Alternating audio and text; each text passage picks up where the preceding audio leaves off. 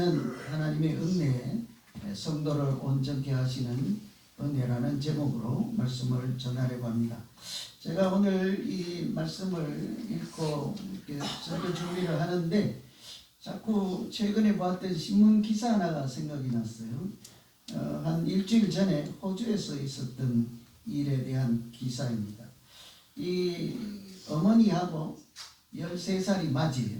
13살이면 제가 따져보니까 초등학교 5학년, 중학교 1학년 아직 애기라고 볼 수도 있죠. 그리고 또 8살 난 여동생 또 동생 하나 이렇게 해갖고 이렇게 이제 소년 1명, 동생 2, 엄마 이렇게 4명이 해변에서 이렇게 카약도 타고 이렇게 페달 밟는 그런 보트도 타고 물놀이를 하다가 이렇게 자기들도 모르는 사이에 물살에 이렇게 떠내려가서 점점 떠내려가서 나중에 정신 차리고 보니까 바다 한가운데로 너무 멀리 떠밀려 내려간 거예요. 가서 돌아오려고 하니 풍랑이 일기 시작하고 또 거리도 너무 멀고 다시는 돌아올 수 없는 그런 환경에 처해서 말하자면 이제 표류를 하게 된 거예요.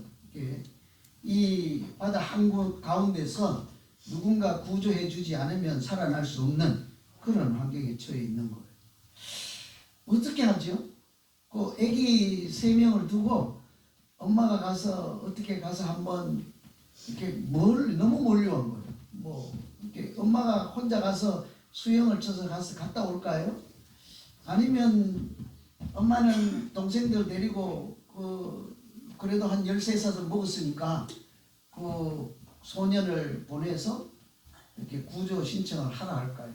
별 생각이 다 들 거 아닙니까?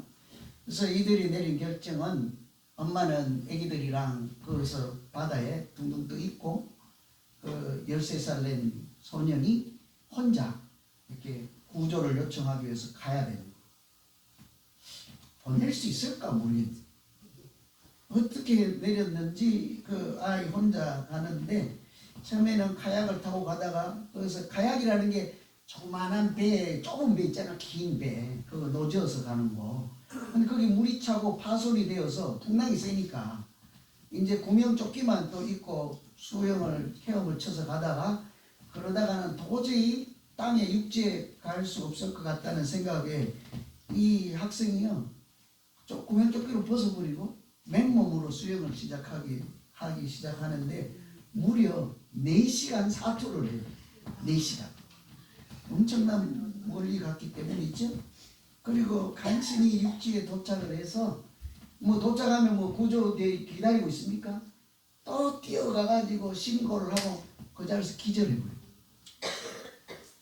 그래서 그 덕분에 10시간 만에 9마일 떨어진 바다 한가운데 9마일이면 엄청 멀잖아요. 14km라고 신문에 났어요. 엄청 먼 거리에서 가족을 다 구하게 됐는데 신문 기자들이 방송국에서 나와서 이 학생 붙잡고 어떻게 이런 위대한 큰일, 네가 영웅이다 하면서 어떻게 이런 일을 해낼 수 있었나 하니까 그렇게 숨이 막 차오르고 포기하고 싶을 때 옛날에 살았던 이제 한 10년 살았잖아요. 행복했던 순간들을 기억했대요. 여러분 평소에 행복하게 살아야 돼요. 아주 위험할 때 그게 힘이 될 수 있다는 거예요. 그죠? 그리고 또 안 되면 바다에 자기 동생들 둥둥 떠 있고 언제 죽을지도 모르고 그 가족을 생각하며 자기 그냥 정먹던 힘 다해서 또 가는 거죠. 그러다가 안 되면 또 여자친구를 생각하며 힘을 냈다는데 여러분 웃는 분들은 눈치를 챘을 거예요. 얘가 몇 살이에요? 여러분 집에서 애기들이 연애한다고 여자친구 있다고 나무라지 마세요. 이럴 때 아주 큰 힘을 발휘하잖아요. 저도 아이들 어릴 때 여자친구나 남자친구 사귀면 안 된다고 했다면 이 기사 보면 내가 후회했다니까요. 놔두세요. 나 쓸모가 있어요. 참 제가 들은 생각은 어릴 때라도 수영을 배우는 것이 참 중요하구나. 평소에 행복하게 사는 것이 어려울 때 힘이 되는구나. 세 번째가 그 어릴 때 좀 사귀세요. 사랑하는 사람들. 뭐라고 하지 말고 그렇구나.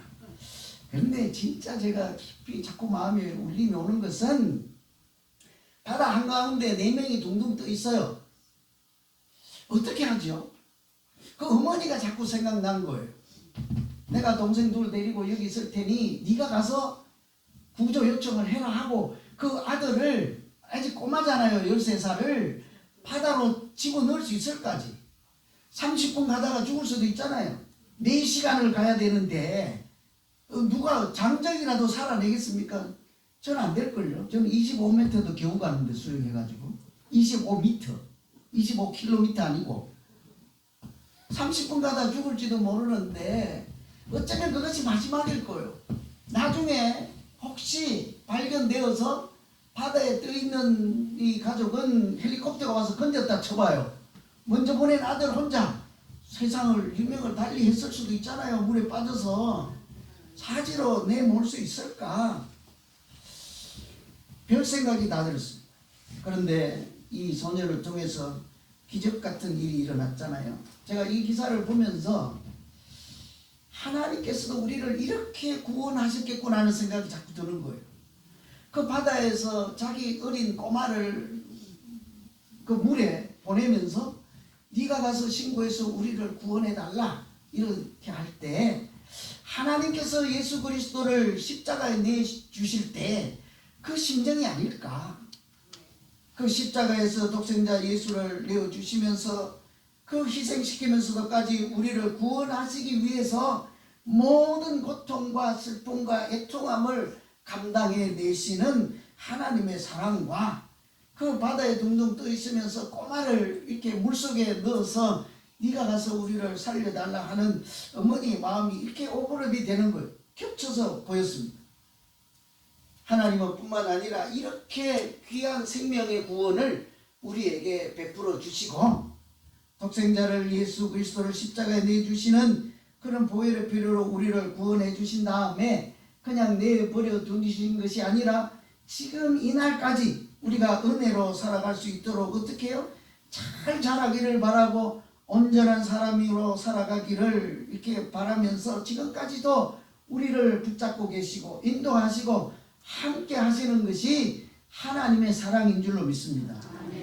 제가 설명을 잘 못해서 그렇지 그 어머니의 사랑과 하나님의 사랑이 비슷하지 않겠어요? 그들이 이제 4명 다 살았잖아요. 이들이 육지에 나와서 앞으로 살다가 아주 박터지게 싸우면서 산다. 1번. 아니다. 그럴 리가 없다. 우리가 어떻게 살아남은 게 식구인데 서로 사랑하며 산다. 몇 분 하실래요? 다 알잖아요. 그죠? 우리도 마찬가지예요. 하나님께서 그런 심정으로 그렇게 귀한 생명의 구원을 주셨잖아요. 뿐만 아니라 이 순간에도 우리를 붙잡고 계시고 온전한 사람으로 사랑하며 살아야 된다 하는 간절한 마음으로 우리를 보고 계시고 그렇게 인도하시는 중인 줄로 믿습니다. 어떻게 하나님께서 우리가 이렇게 구원받은 다음에 온전한 사람으로 살아갈 수 있도록 도우시고 함께 하실까? 오늘 말씀이 바로 그 구원받은 사람들이 어떻게 온전한 사람으로 성장하는가에 대한 말씀이지 않겠습니까? 하나님은 우리에게 각양 은사를 주셔서 우리가 온전한 사람으로 살아갈 수 있도록 만들어 가십니다. 오늘 7절에 보시면 우리 각 사람에게 그리스도의 선물의 분량대로 은혜를 주신다 그러잖아요. 하나님께서 우리에게 은혜를 주십니다. 우리 기도하시고 항상 우리 스스로도 알고 있는 것처럼 이 지금까지 지내온 것이 뭐라고요? 지금까지 지내온 뭐라요? 주의 크신 은혜라. 그 은혜 때문에 살아온 것이지 않겠습니까? 다 알지요. 그런데 그 은혜가 어떻다는 거예요? 각 사람마다 다 똑같다는 거예요? 다르다는 거예요? 다르다는 거예요. 우리는 저 사람 은혜 많이 주고 저 사람은 이런 은혜를 주고 나는 이런 은혜를 주면 배가 아파서 견딜 수가 없잖아요. 왜 저 사람만 이뻐하고 나는 이렇게 하시고 하나님이 은혜를 주시려면 똑같이 주세요. 똑같이 이렇게 해야 되는데 우리가 뭐 여러분들이야 잘 모르시겠지만 목회를 하다 보면 그런 경험들 많이 하잖아요. 왜 저 사람은 2번 악수하고 나만 한 번만 악수를 하시냐고. 나는 손을 내밀었는데도 왜 지나가고 저 사람은 손도 안 내밀고 쫓아가서 우리가 하냐고. 이럴 때가 많잖아요. 그죠? 다 서로 훌륭하게 대우하기 위해서 그런 것이 아니라 저 사람은 어제 입원했다가 왔잖아요. 이 옆에 있는 지금 불평하는 권사님은 내가 평소에 특별히 사랑했던 권사님이잖아요. 그러니까 그날만 한번 봐주시면 안 됩니까? 이분에게 먼저 악수하라고?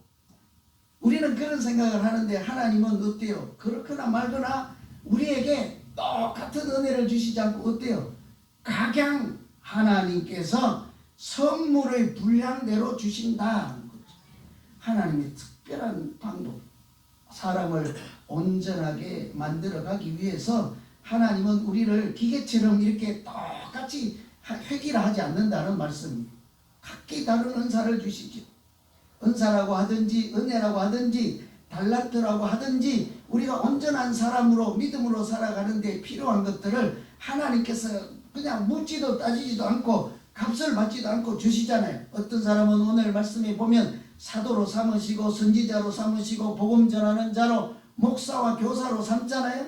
뿐만 아니라 로마서나 고린도전서에 보면 은사를 여러 가지로 표현하지 않습니까? 병 고치는 은사도 주시고 말씀 가르치는 은사도 주시고 섬기는 은사도 주시고 복음을 전하는 은사도 주시고 사랑도 하나님이 주시는 은사라고 하잖아요. 근데 다 다르게 주신다는 거예요. 왜 그러겠습니까? 은사를 똑같이 줘서 모두가 가르치는 은사만 줬다고 생각해 보세요. 교회에 우리가 만나면 서로 보기만 하면 가르치려고 덤벼드니까 전부 만나기만 주랭랑을 칠 거 아닙니까? 우리가 좋아하는 병 고치는 은사 다 좋아하시지요? 전부 다 병 고치는 은사만 받아봐요. 교회만 오면 여기 누워봐 내가 고쳐줄게. 너도 누워봐 내가 고쳐줄게. 서로 그냥 병만 고치다가 그게 교회입니까? 병원입니까? 더 이상 교회가 아니에요. 그러면 이단이 빠지기 쉬워요. 여러분 가기만 하면 병만 고쳐주고 돈 내라는 교회는 절대로 가면 안 돼요.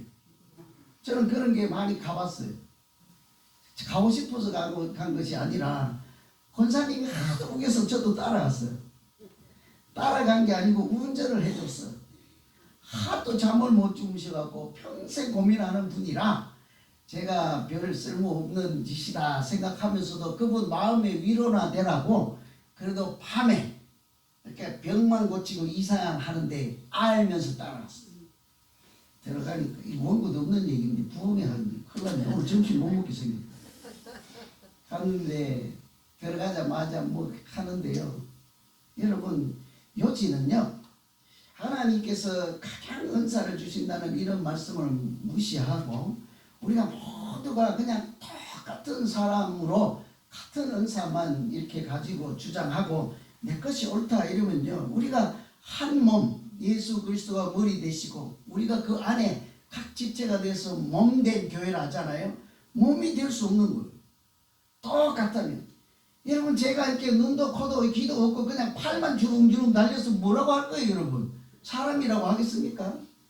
우리 몸에는 눈도 달려있고 코도 달려있고 다 이렇게 달려있는데 이 눈이 가만히 보고만 있으니까 열심히 일하던 손이 야 왜 너 일 안 하고 보고만 있어? 눈이 신경질 나가지고 눈을 딱 감아버린대. 일을 하니까 바늘을 끼다가 어떻게 돼요? 눈 감았으니까 푹 찔러버리죠. 야 왜 너 눈 감고 있어? 네가 알아 나는 필요 없다고 했잖아. 이런 꼴이 되는 거예요. 다 있어야 할 자리에 있어야 그것이 하나님이 만들어 가시는 온전한 그리스도의 몸이 되는 줄로 믿습니다. 온전하다고 하는 것이요 도덕적으로 타락했다 이런 의미도 아니고 뭔가 하나 결핍에서 부족하다 이런 것이 아니라 있을 자리에 제대로 있어서 기능을 제대로 한다. 하나님이 원래 창조하신 목적대로 잘 살아간다. 이것이 온전함이라고 해요. 여러분 우리가 서로 다른 은사를 이렇게 가졌다 할지라도 다른 것을 서로 인정하고 존중하고 이렇게 서로가 각자 역할을 할 때 하나님은 그것을 다 모아서 우리가 더 서로 사랑하고 하나님이 기뻐하시는 교회로 인도해 가시는 줄로 믿습니다. 아멘. 단지 더 다른 은사를 자기 유익이 아니라 하나님이 주신 목적대로만 잘 쓰시면 그 순간에 하나님께서 우리를 통해서 역사하시지 않겠습니까? 그래서 저는 우리 모두가 하나님께서 주신 은사가 있구나. 나는 왜 이런 거 줬지? 나 이거 안 할래. 난 저 사람이 가진 거 할래. 이렇게 하지 않고 어떤 은사를 주셨든지 그것을 소중하게 여기고 작다 크다의 문제가 아니라 그것을 위해서 열심으로 최선을 다하면서 살아갈 때 오히려 하나님께서 우리 모두를 더해서 크고 놀라운 비밀한 역사를 나타내시고 영광을 받으시는 우리의 믿음 생활이 되시기를 간절히 기원합니다. 두 번째는 하나님께서 우리 각자 다르게 만드시고 다른 은사를 주셨잖아요. 그러면 어떻게 하시는가 하면 서로 돕게 하시죠. 서로 돕는 것을 통해서 우리가 잘하게 하십니다. 온전하게 하십니다. 16절에 보시면 그에게서 온몸이 각 마디를 통하여 도움을 받음으로 연결되고 결합되어 각 지체의 분량대로 역사하여 그 몸을 자라게 하며 사랑 안에서 스스로 세우느니라. 각 마디를 통해서 어떻게 한대요?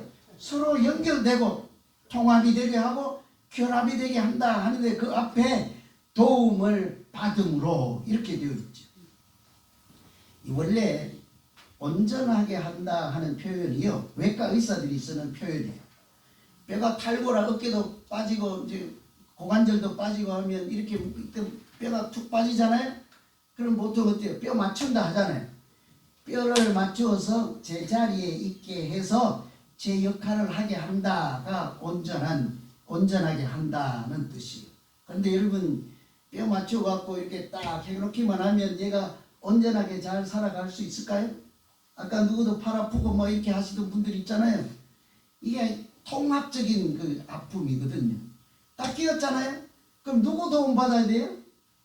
옆에 있는 근육들의 도움을 받아야 돼요. 잘 붙잡아 줘야 돼요. 그것만 갖고 됩니까? 혈관이 잘 통해서 거기에 산소 공급을 하고 영양분을 줘야지 걔들이 썩지 않고 잘 살아가지요. 그것만 갖고 됩니까? 신경줄을 통해서 두뇌에서 오는 신호 체계를 이렇게 잘 받아서 적절하게 행동을 할 수 있어야, 도움을 받아야 잘 살아갈 수 있는 거지. 우리도 마찬가지인 거예요. 우리 각자 하나님의 자녀로 포배 같은 인물들로 하나하나 이렇게 보시면 누가 소중하지 않는 분이 없잖아요. 다 다르다고요. 그렇다고 다르다고 해서 그분은 틀린 분이 아니에요. 우리가 다르다고 해서 그분은 감옥 가야 될 분이 아니에요. 여러분 조금 더 직설적으로 표현해 볼까요? 나와 다르다고요? 그분은 교회를 안 나와야 되실 분 아니에요. 안 나왔으면 좋겠다는 분도 아니에요. 다 달라도 그 자리에 있을 때 하나님께서 비빔밥 만들어서 맛있게 할 줄로 믿습니다. 아멘 하신 분은 알아듣기는 하신 거죠. 그죠? 내가 응급계를 비빔밥이라고 했어요. 한 몸이 되게 하시는 거예요. 철학자 칸트라는 분이 세 친구 이야기를 했어요. 나는 세 친구가 있다.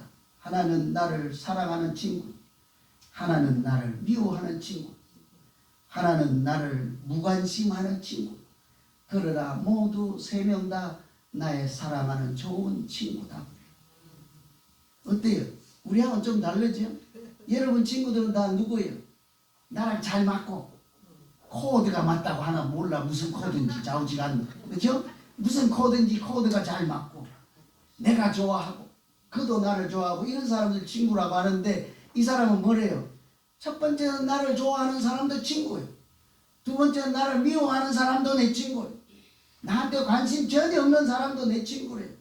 웬고하니 나를 사랑하는 친구를 통해서 나는 겸손을 배운다. 왜 그래요? 내가 사랑을 받을 때마다 내가 잘나서 이런 사랑을 받는 것이 아니라 저들이 나를 이쁘게 봐줘서 내가 이렇게 이런 인간인데도 사랑을 받게 하는구나 하고 자기를 돌아보면 겸손을 가르쳐주는 친구라는 거예요. 근데 자기를 미워하는 것은 친구가 될 수 있겠습니까? 여러분 교인들끼리 미워하는 사람들끼리 친구가 되는 거 보셨습니까? 왜 웃으세요 여러분? 나는 뭐라고 책망은 안 했습니다. 미워하는 사람을 통해서 나를 비판하고 불평하고 원망하는 사람들을 통해서 내가 내 자신을 살피게 되었으니 그도 내게 참 소중한 친구라고 해요. 무관심하는 친구를 통해서 나는 자립할 수 있는 힘을 더 키우게 돼서 참 고마운 친구로다. 그렇게 했습니다.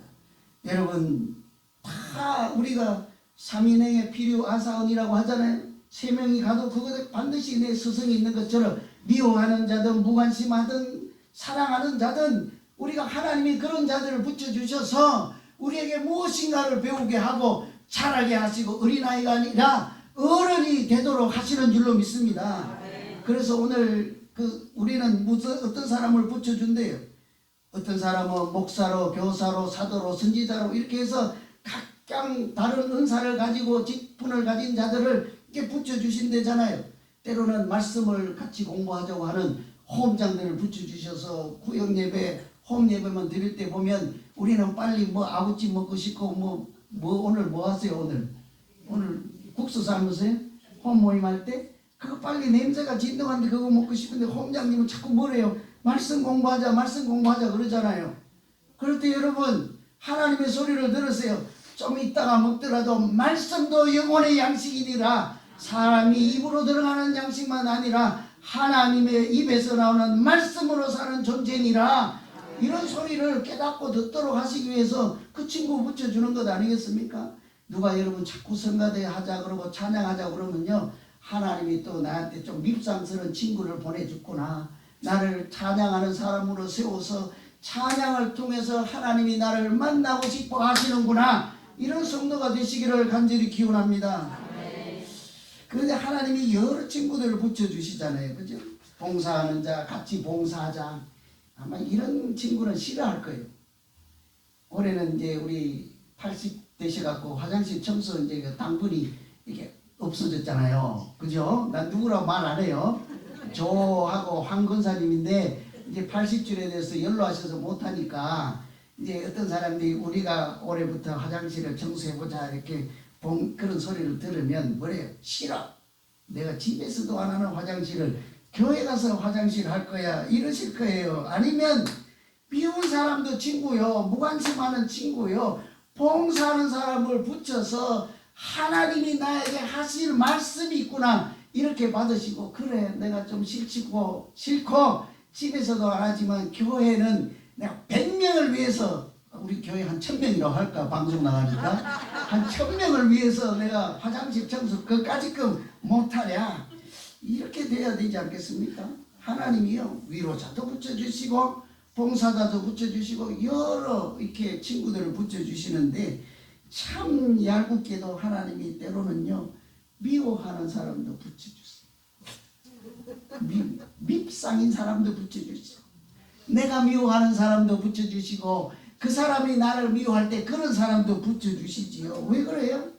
너도 좀 큰 그릇으로 살아보라고 붙여주시지 않겠습니까?